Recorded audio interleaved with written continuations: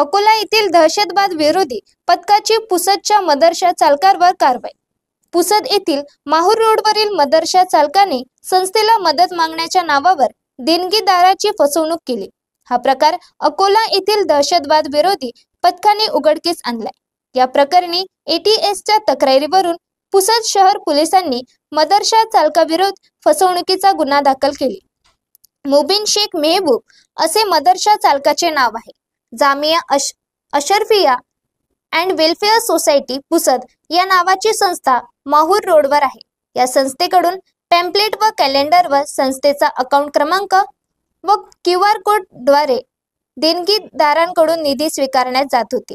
या पॉम्पलेटमध्ये एका QR कोडसह अकाउंट धारकाचे नाव होते। मदरशा चालकाने QR कोडद्वारे स्वतःच्या खात्यात देणगी स्वीकारणे पुढे आले।